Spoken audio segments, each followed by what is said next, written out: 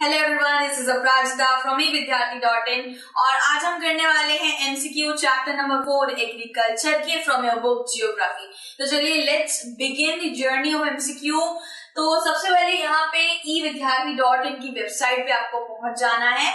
Then यहाँ पे main menu का आपको एक ऑप्शन दिखेगा। जब आप इसको क्लिक कर देंगे तो आपको यहाँ पे स्कूल का ऑप्शन दिखेगा। मैंने स्कूल के ऑप्शन को पहले ही खोल रखा है। स्कूल का ऑप्शन खोल देंगे, उसके बाद क्लास 6, 7, 8 हर तरीके की क्लास का आपको मिल जाएगा। देन हमें क्लास 8 का चाहिए, राइट। देन क्लास 8 के लिए यहाँ पे हमें ज्योग्राफी दिख गया, तो ज्योग्राफी पे क्लिक कर देंगे। तो ज्योग्राफी पे क्लिक कर देने के बाद यहाँ पे ज्योग्राफी क्लास 8 का मेन्यू खुल जाएगा और जब आप इस पे क्लिक करेंगे तो यहाँ पे आपको ज्योग्राफी क्लास 8 से रिलेटेड सारी चीजें मिल जाएंगी, जैसे कि previous year question paper, revision notes, MCQ, sample paper, ई बुक, सब कुछ आपको यहीं पे मिल जाएगा। सो आज हम करने वाले हैं एमसीक्यू। तो let's click on the MCQ 1 and then हम चैप्टर कर रहे हैं चैप्टर 4 एग्रीकल्चर। तो चलिए उस पे क्लिक करेंगे, देन आपके सारे एमसीक्यूज यहाँ पे आ जाएंगे। तो सबसे पहले फर्स्ट हम अपना क्वेश्चन कर लेते हैं। फर्स्ट क्वेश्चन है, which of the following are primary activity? Which of the following is a primary activity? अब प्राइमरी एक्टिविटी क्या होती है? जिसके अंदर एग्रीकल्चर आ जाता है, जिसके अंदर रॉ मटेरियल आ जाता है, किसी पर्टिकुलर नेचर से आई हुई चीज का एक्सट्रैक्शन हो रहा है।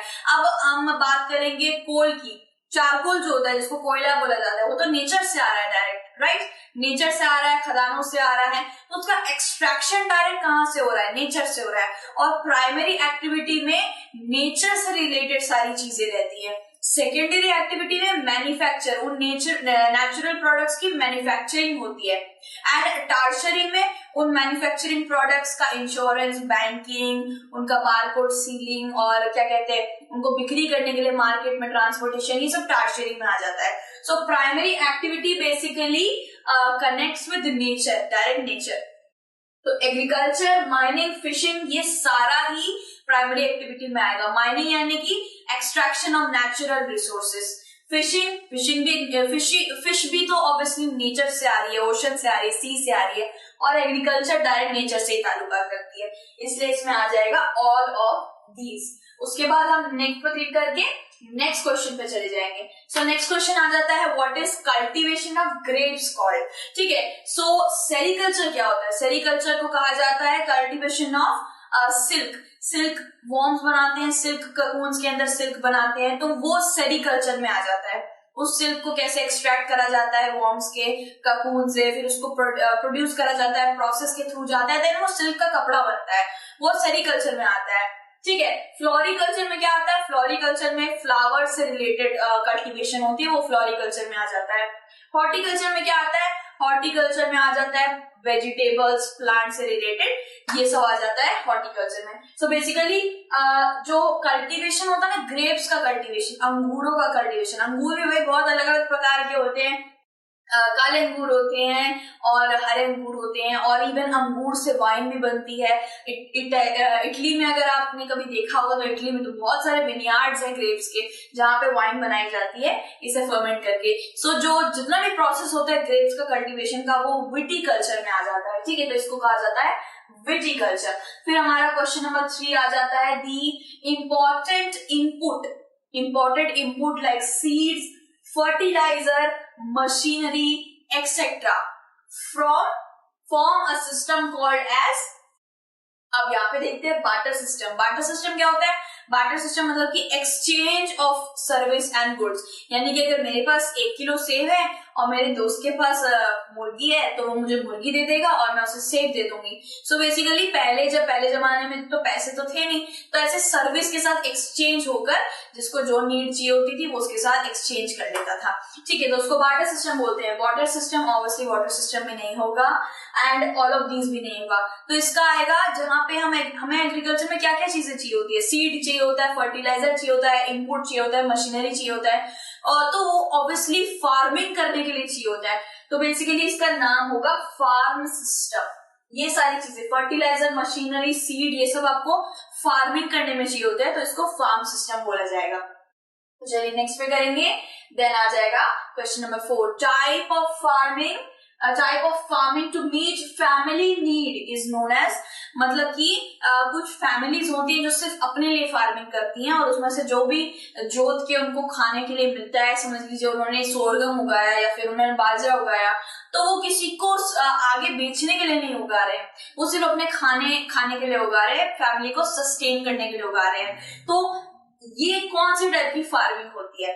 सो बेसिकली मिक्स्ड फार्मिंग में ऐसा नहीं होता है। मिक्स्ड फार्मिंग में बाहर बेचा जाता है, ऑर्गेनिक फार्मिंग में भी बाहर बेचा जाता है, जो भी ऑर्गेनिक तत्व उगाए जाते हैं वो बाहर बेचा जाता है मार्केट में, और फिर नन ऑफ दीज भी नहीं होगा। तो इसका सही आंसर है सबसिस्टेंस फार्मिंग, जो फार्मिंग सिर्फ फैमिली के लिए होती है, सिर्फ छोटा सा फैमिली के लिए होती है, स्मॉल जगह पे, स्मॉल एरिया पे, with not a lot of capita and a lot of high infrastructure, ये सब नहीं चाहिए होता है, छोटी सी फार्मिंग होती है, तो उसका नाम बोलते हैं सबसिस्टेंस फार्मिंग। अब आ जाता है हमारा question number 5, which of this is not a commercial farming? Which of these is not a commercial farming? अब जब आपने अपनी बुक खोलनी है तो कमर्शियल फार्मिंग करके आपको टॉपिक मिल जाएगा। तो कमर्शियल फार्मिंग में उसके सब हेडिंग्स भी थे। कमर्शियल फार्मिंग में ऑब्वियसली कमर्शियल ग्रेन आ जाता है। कमर्शियल ग्रेन मतलब कि जो कमर्शियल फार्मिंग में उगाया जाता है, वीट और राइस कमर्शियल ग्रेन होते हैं। तो ये तो बिल्कुल सही हुआ। मिक्स्ड फार्मिंग भी उसमें आ जाती है, साथ ही साथ ऑर्गेनिक भी आ जाती है और प्लांटेशन भी उसी में आ जाता है। तो बेसिकली इसमें से कौन सा होगा? इसमें से बेसिकली होगा ऐसा। यहाँ पे आपने कुछ भी नोटिस किया? यहाँ पे तो हमें चारों ही लग रहे हैं। इधर पूछा गया है which of these is not a commercial farming। तो हमने क्या बोला कि organic, plantation, mixed and commercial. Commercial grain तो कमर्शियल फार्मिंग में होता है, मिक्स्ड भी होता है, प्लांटेशन भी होता है, ये दोनों इसी के भाई बहन है। मिक्स्ड और प्लांटेशन कमर्शियल के भाई बहन है। तो आप लोगों को पराया सा कौन लग रहा है? पराया तो यहाँ पे ऑर्गेनिक लग रहा है। जब आप बुक खोलेंगे ना तो उसके अंदर कमर्शियल फार्मिंग के नीचे मिक्स्ड और प्लांटेशन ही है, बस ऑर्गेनिक नहीं है। तो यहीं पे आपको कंफ्यूज नहीं होना है। मुझे पता है आप लोग कंफ्यूज नहीं होने वाले हो, बट यहाँ पे नॉट, हम लोग ये जो छोटा सा वर्ड है ना नॉट, काफी तूफानी वर्ड है, ये पूरे हमारा 1 नंबर खा जाएगा अगर हम इसे नहीं देखेंगे तो। ठीक है, तो which is not a commercial farming, तो वो होगा ऑर्गेनिक। ऑर्गेनिक कमर्शियल फार्मिंग नहीं है। Commercial grain, mixed and plantation तीनों आ जाते हैं कमर्शियल फार्मिंग के अंदर, लेकिन ऑर्गेनिक फार्मिंग नहीं आता है। फिर हमारा क्वेश्चन नंबर 6 आ जाता है, dash is also known as paddy. Paddy को क्या कहा जाता है? एक और पैडी का नाम है। ठीक है, सो वीट नहीं कहा जाता है। पैडी का रियल मतलब होता है राइस। चावल का दूसरा नाम पैडी भी होता है, बेसिकली राइस बोला जाता है, लेकिन होता है ना एग्रीकल्चर भाषा में उसे पैडी कल्टीवेशन या पैडी भी बोल दिया जाता है। सो इसका रियल एंड एकदम सही वाला आंसर राइस होगा। ठीक है, सो बाजरा भी नहीं होगा, ज्वार भी नहीं होगा, वीट भी नहीं होगा, तो इसका रियल आंसर है राइस। तो उसके बाद हम बढ़ते हैं क्वेश्चन नंबर 7 पे, which of the following crops are raised in commercial grain farming. अब फिर से कमर्शियल ग्रेन फार्मिंग के ऊपर आ गया है। अब कमर्शियल ग्रेन क्या होगा? कमर्शियल ग्रेन फार्मिंग क्या होती है? बेसिकली कमर्शियल फार्मिंग वो होती है जिसके अंदर बहुत ज्यादा पैसा लगता है, हाई इंफ्रास्ट्रक्चर लगता है। पूरी कंट्री को खिलाने के लिए इतना ज्यादा फार्मिंग होती है, इतना बड़े एरिया के अंदर करा जाता है इसे, जिससे बहुत सारी एरिया कवर हो जाए और इसके अंदर जितना भी लाइक पॉपुलेशन को सस्टेन करने के लिए, लेकिन बड़े पॉपुलेशन को खिलाने के लिए कमर्शियल फार्मिंग करी जाती है, जहाँ पे हाई इंफ्रास्ट्रक्चर, कैपिटल, पैसा बहुत लगता है, मशीनरी बहुत लगती है, तो वो कमर्शियल फार्मिंग कहलाता है। ठीक है, तो कमर्शियल फार्मिंग है। और फिर ऑब्वियसली आप जब घर जाते हैं तो आप रोटी खाते हैं, रात को रोटी खाते हैं, कुछ लोग दोपहर में चावल खाते हैं, लेकिन इससे ज्यादा हम कुछ भी खाते हैं नहीं। सो बेसिकली हमारा जो इंडिया है ना और बाकी के जो देश हैं वो लोग भी चावल और वीट सबसे ज्यादा खाते हैं। इंडिया में तो सबसे ज्यादा चावल और वीट ही खाया जाता है।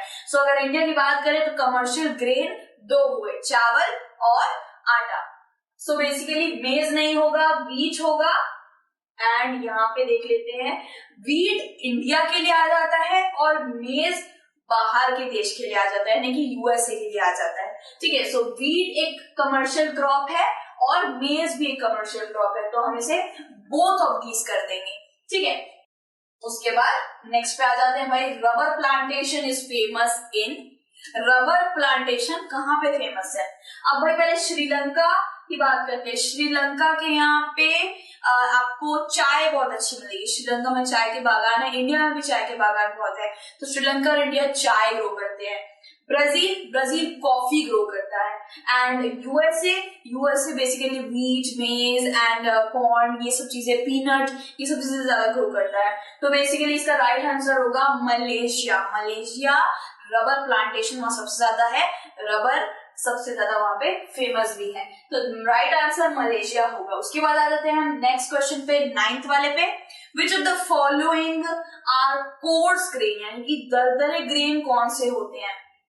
ज्वार भी होता है, बाजरा भी होता है, रागी। एक्चुअली ज्वार, बाजरा, रागी ये सब एक ही फैमिली के होते हैं, बस ज्वार के 2-3 भाई बहन हैं जो उसके सब यूनिट होते हैं। जैसे कि एप्पल ले लीजिए, एप्पल लाल भी होता है तो एप्पल के 2 कलर अलग होते हैं, हरा भी होता है, येलो भी होता है।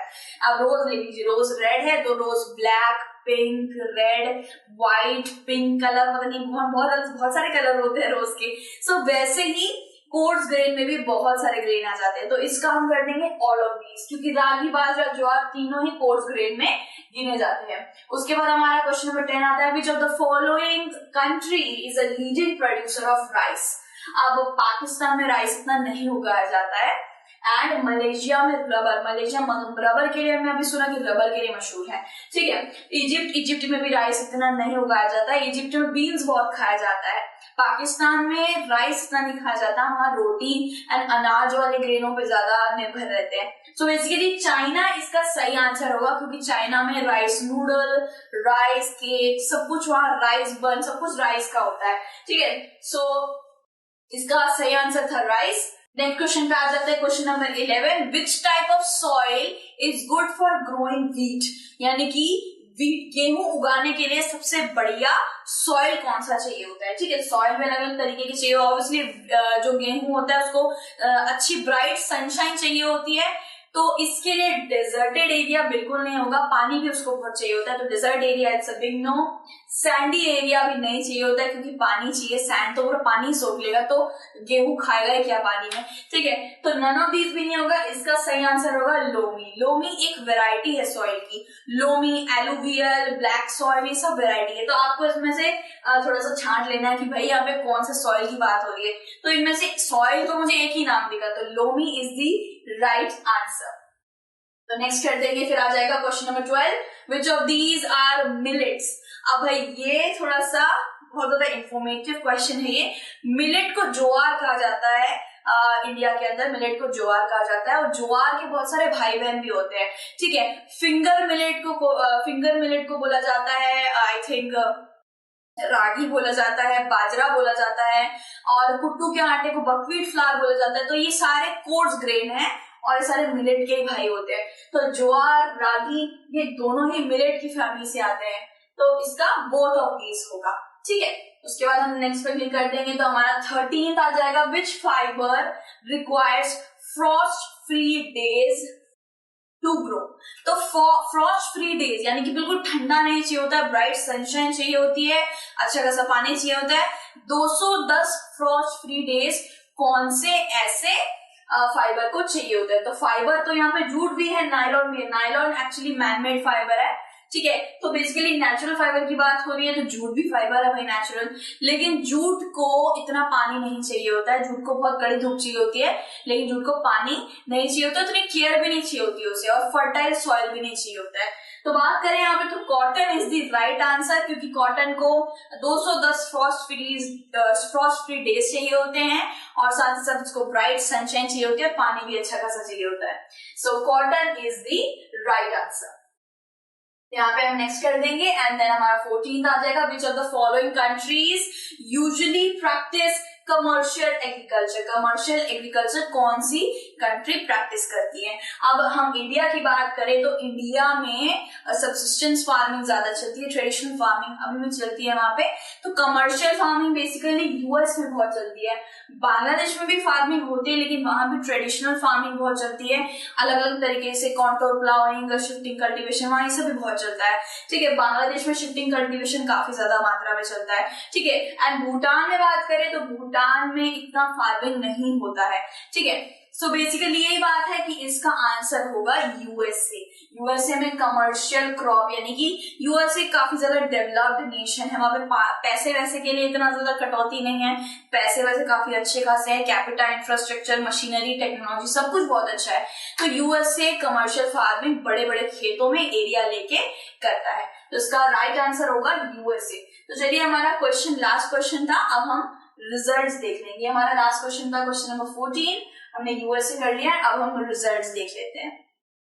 सो रिजल्ट है, your score is 14, correct out of like 14 के 14 हमने भाई करेक्ट आंसर दे दी है, ठीक है। तो इससे आपको बहुत अच्छी प्रैक्टिस हो जाएगी, इससे आपको बहुत अच्छी प्रैक्टिस हो जाएगी आपके एमसीक्यूज की, एंड आई बेट आप 100 आउट ऑफ 100 तो नहीं, आपके जितने भी एमसीक्यूज के क्वेश्चन, जितना भी होगा, जितना भी मार्क्स होंगे, आप उस पर बढ़िया स्कोर कर लेंगे, ठीक है। तो इसी के साथ हमने चैप्टर नंबर 4 एग्रीकल्चर आपकी ज्योग्राफी बुक से कर लिया है। अब नेक्स्ट वीडियो में हम मिलने वाले हैं आपके साथ एक नेक्स्ट चैप्टर के एमसीक्यू के साथ। जिस दिन आप अपना ध्यान रखिए, टेक केयर, बाय बाय।